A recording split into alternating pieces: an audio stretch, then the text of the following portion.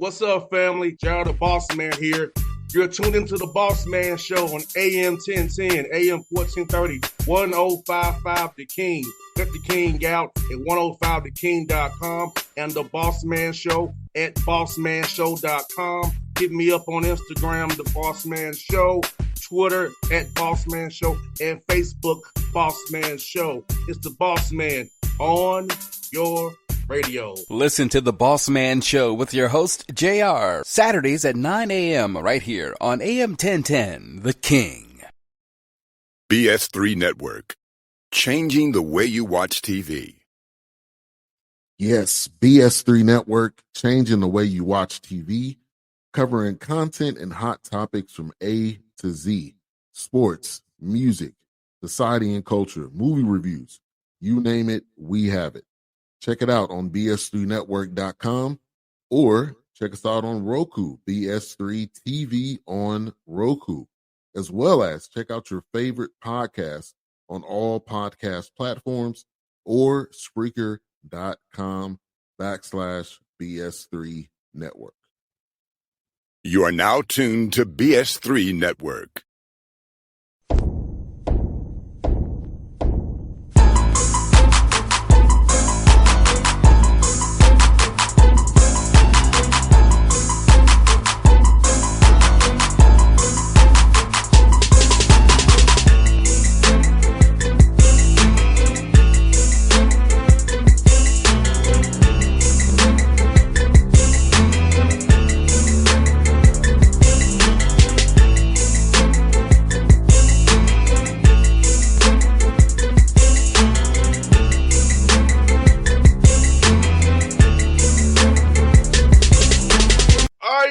Back on the Bossman Show. You see him on the screen there. Alabama State Hornets out of SWAT. Eddie Robinson's back with me on the Bossman Show. Eddie, good to see you again, my brother. How have you been? Man, it's going well. You know, this time of year is a lot of team building, a lot of hard work. I call it like you're digging the fence post. You know, nobody's paying attention, but if you don't dig that post deep enough, that first win, fence going to blow down in the fall. So we got a lot of unseen work that we're putting in, but the kids are moving at a good pace. No doubt, man. And this time of year, man, like you said, conditioning and getting guys kind of in that mode to work hard. And with fall camp coming down the pike after summer two's over, man. So let's talk about that team building process right there because, you know, this Porter era, you got to have guys on the same accord. And football is a game where you need every man doing their job. Yeah, man, it's one of my funnest times of the year. I really like it just from the standpoint of you're competing against each other and you're competing against an unknown opponent. Like, I know we've gotten better from last year, but I don't know how much better other teams have gotten. So you got to have almost that sense of paranoia that whatever I'm doing, it may not be good enough. So I think if you have that type of mindset of every day we have to get a little bit better, and then that's what we've been pretty good at, getting the kids to buy into that. Hey, let's go out there and have your very best Tuesday workout. Don't worry about next week or next month. We can't control that in June or July, but we can just keep working at getting a little bit better every day. And how important is it to get these guys learn how to eat, learn how to sleep, learn how to actually recover, because all that's going to come in handy when you're playing these back-to-back weeks against tough opponents in the SWAC. Yeah, so and we talk about prehab instead of rehab. You know, so you have to get into a routine. The strength is in the routine. That's one of the things that we preach. Get into a good routine. It took me about my third year in the NFL before I had a really good routine of what time I went to bed, what time I woke up, you know, chiropractic, massage, ice. And you do all of those things regardless of how you feel. And that's what you're trying to teach the kids about it is once you get the routine and it works, it's human nature of saying, hey, well, that routine has been working good. Let me ease off because I'm having success. And the answer is, no, you double down on your routine, and that's why you're having a success. So we preach that all the time, and that goes to school, study habits, life habits, off the field, on the field. If you can get into a good routine, then you have a chance to be successful. So those are the type of things that we're preaching all the time. That's why I'm laughing when you brought that up. That was my message 2 nights ago. Eddie, it's funny, man, because, you know, for me, My dad would get up on Saturday morning. We'll go run errands. I think it's the coolest thing ever to go do 7 things in like an hour and a half. Go to K-Bar, go to Lowe's. I mean, that's how I am. So early in the morning, I go up and do my errands because as a kid, that's how my dad taught me. Like we go up and do errands, and then we get back in the house. But that's how I'm wired now as a man that's 40 years old. Yeah, and my sons are the same way. Like I'm my sleeping in is like 6 a.m., 6:30. That's when I'm gonna say, hey, I'm not gonna set the alarm clock. I'm gonna sleep in. Normally it's like 5, 4:30, something like that. So, one of my freshmen like, well, coach, why are we practice in the morning? Because your coach likes to wake up early. I don't know what answer to give you. So it's like, and so I just feel like, for me in life, I'm my most productive first thing in the morning. Like Same watching here. the sun come up. Yeah, it feels like a blessing, first of all, to have another day and another chance at life. And so I'm appreciative for that. And then just getting everything done. Because I learned kind of when I was in the NFL and stuff like that, when you got a lot of free time, hey, I'm gonna work out at 3 o'clock. Then what happens at 3 o'clock? Somebody calls you. We need you here. We need you there. And then you miss your workout. So when you wake up first thing in the morning, get that workout at 5:30, it's no other distractions. And so that's what we're trying to get, that fresh brain. I don't want them disturbed by, TikTok or Instagram or phone call and all those type of things. And so you got to get that brain like first thing in the morning, and then they can go on to the rest of their day.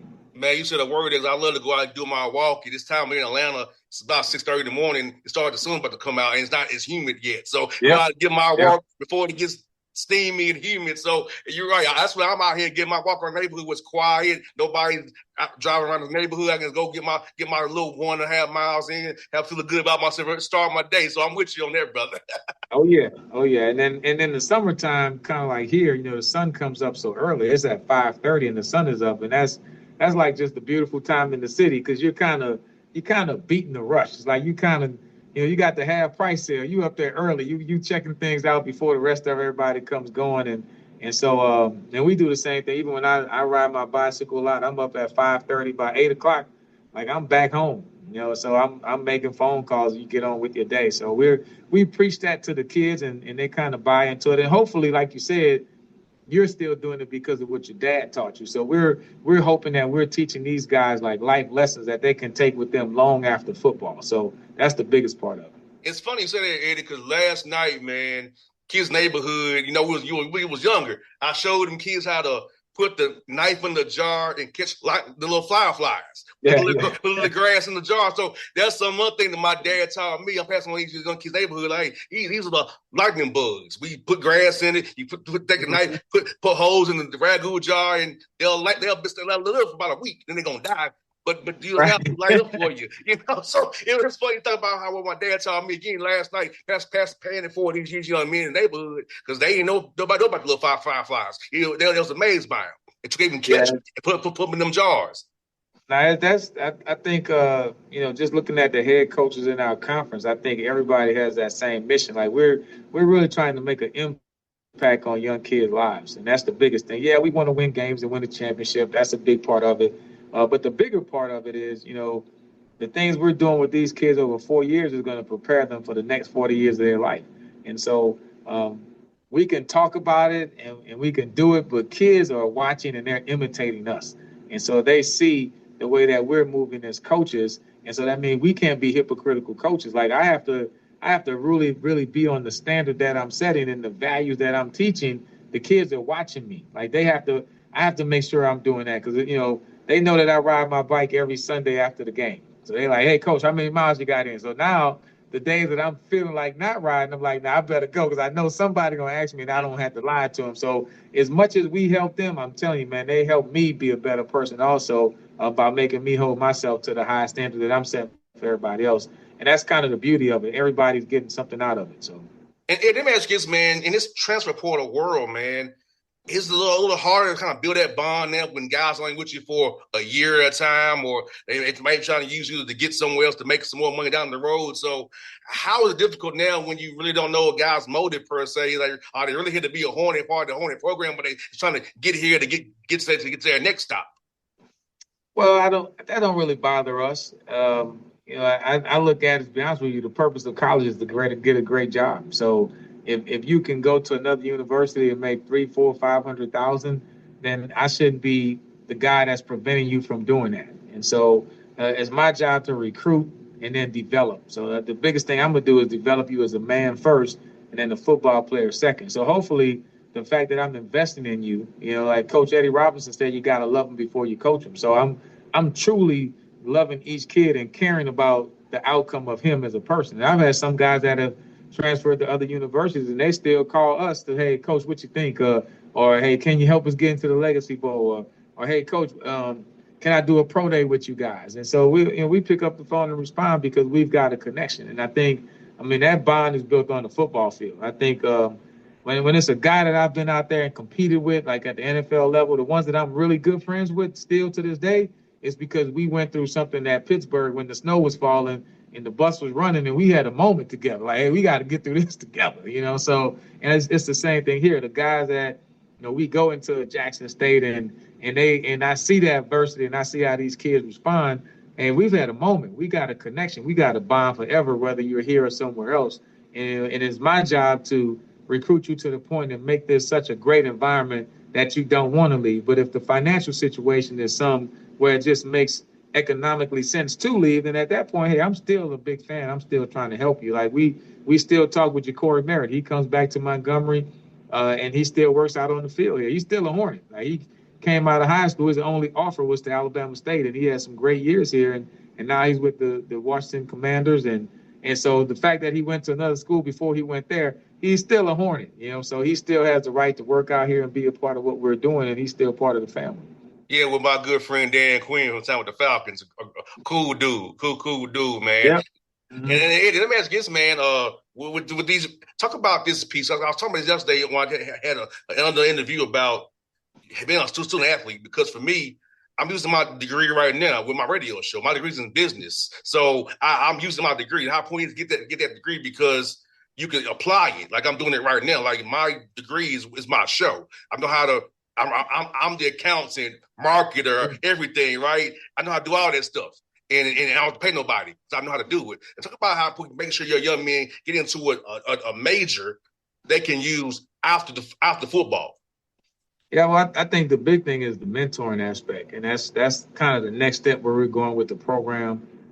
Just making sure that we have, like, I know some firefighters in Montgomery. Like, hey, man, come back and talk to my kids about what does it mean to be a firefighter. I have another one of my guys. He's into the cybersecurity. Hey, tell him about, hey, you got to get certified to work in cybersecurity. So, the purpose of college is to get a good job and be successful. So, we have understanding. You go into that senior year, and from a kid who's, even myself, like I was doing everything regimented from 8 years old to 32 years old. Football, I knew my schedule. Somebody told me the schedule, and I played 11 years in the NFL. And at 32, when I retired, I was like, all right, what I'm gonna do next? So I can imagine for a kid that's 22 years old who didn't play in the NFL, and now his whole life has been football. Now you're like, hey, all right, go out there and make it happen. All right, August is coming. You don't have practice. Go figure something out. Well, that's a scary proposition. But if you can do career building and transition, let them do a resume, talk to other people in other fields, let them know, hey, these are the possible options that you can do once you finish playing football. It makes the transition so much easier.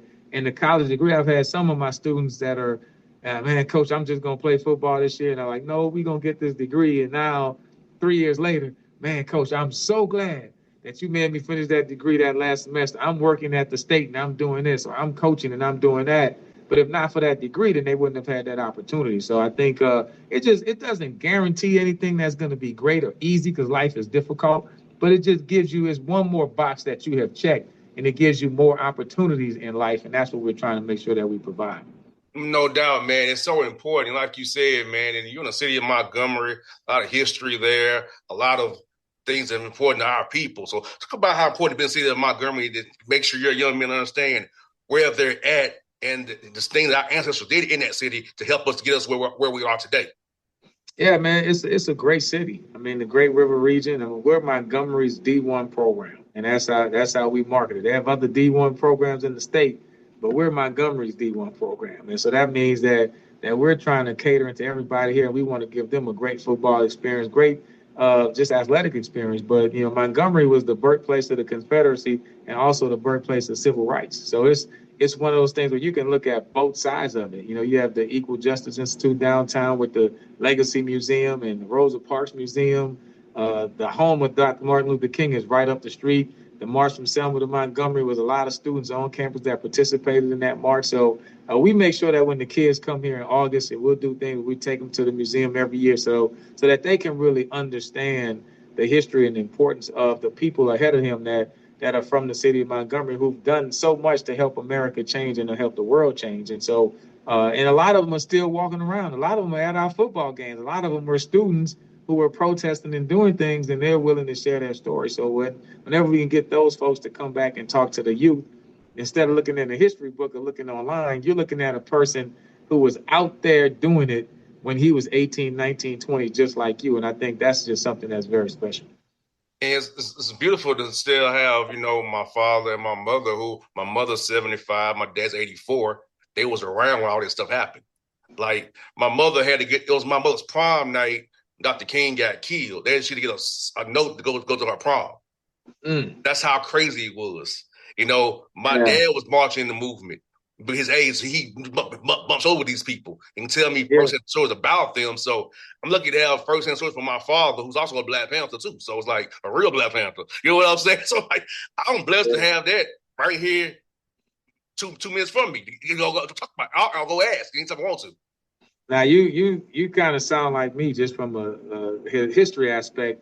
Last summer I went to Fred Gray's office in Tuskegee, a civil rights attorney, and just to have a conversation like, hey man, how did you guys organize? Like, were you fearful? Because as a coach, I'm looking at the leadership of where I'm trying to take the team, and I'm just thinking of, if Fred Gray was one of those guys who was standing up to the system back then, and was putting his life on the line, So at the end of the day, I'm not putting my life on the line as a coach, and so, but I'm still leading young men to go in a certain direction. So I think we can learn so much from the way they prepare, from the way the level of commitment to it, and just getting other people on board, because everybody wasn't pro. Hey, we need to fight for civil rights. Some people was like, hey man, let's not cause no waves. The time is later. So let's push this off a couple years.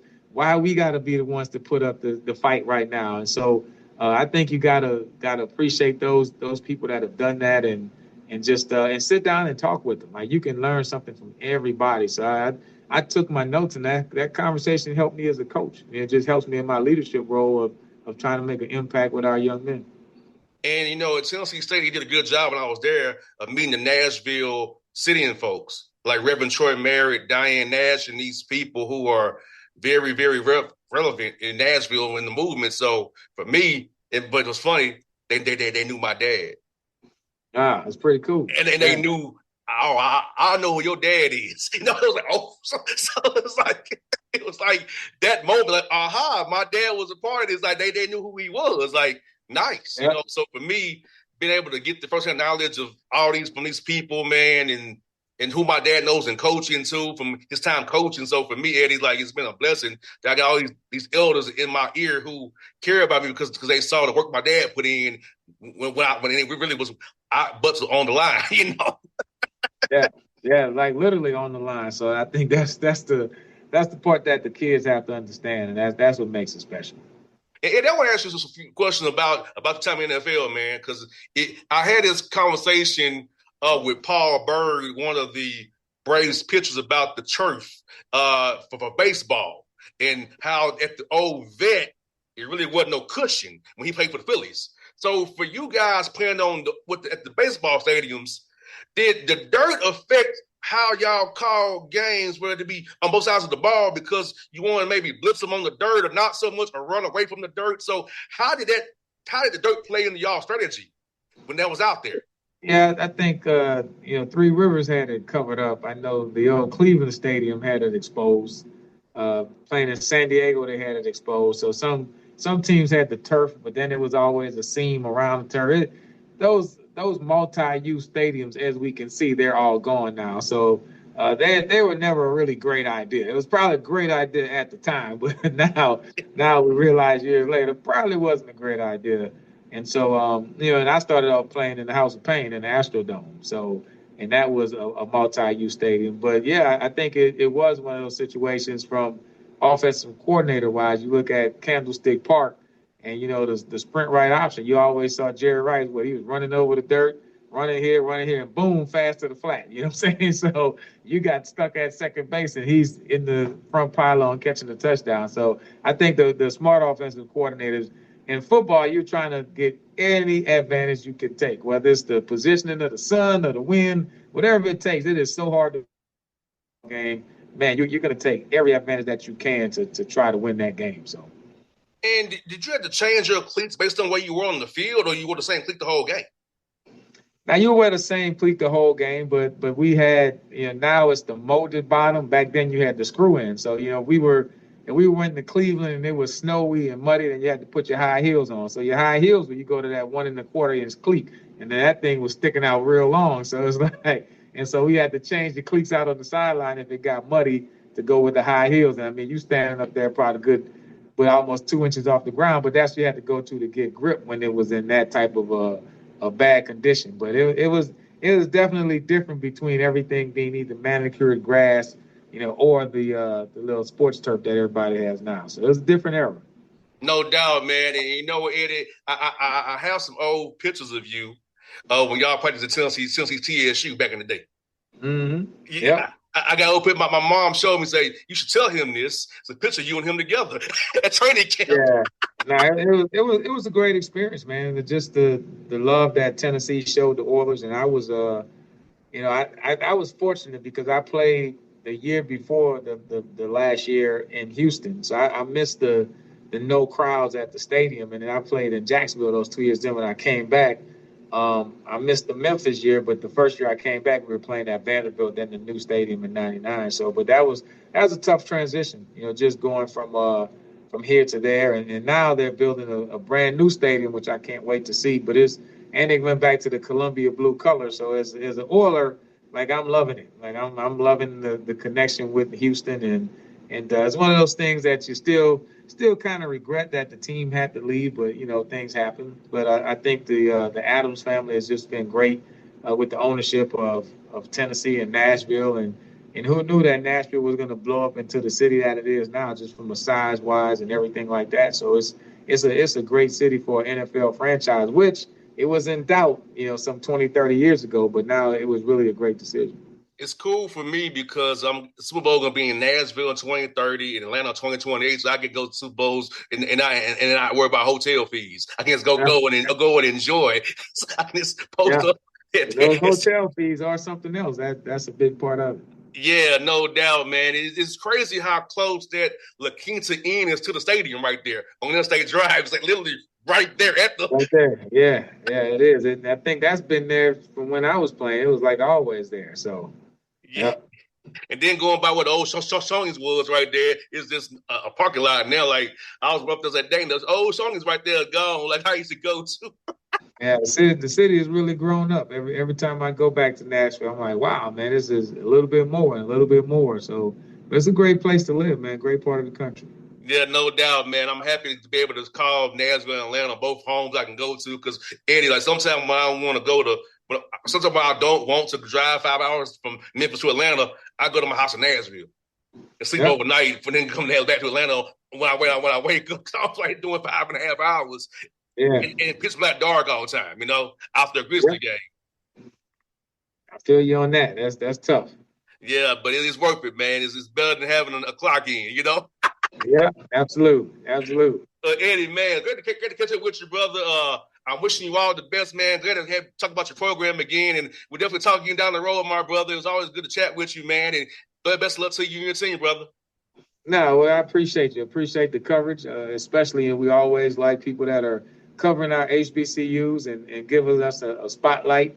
And so getting more kids to come and participate and be a part of this great history and tradition that's going across the country just with the HBCUs and the SWAC in general. No doubt, brother. Anytime, man. All right. Thank you. Appreciate it. BS3 Network. Changing the way you watch TV. Yes, BS3 Network, changing the way you watch TV. covering content and hot topics from A to Z, sports, music, society and culture, movie reviews, you name it, we have it. Check it out on bs3network.com or check us out on Roku, BS3 TV on Roku, as well as check out your favorite podcast on all podcast platforms or Spreaker.com/BS3 Network. You are now tuned to BS3 Network. What's up, family? Jared the Bossman here. You're tuned into the Bossman Show on AM 1010, AM 1430, 1055 The King. Let the King out at 105theking.com and the Bossman Show at bossmanshow.com. Hit me up on Instagram, The Bossman Show, Twitter at Bossman Show, and Facebook, Bossman Show. It's the Bossman on your radio. Listen to The Bossman Show with your host, JR, Saturdays at 9 a.m. right here on AM 1010, The King.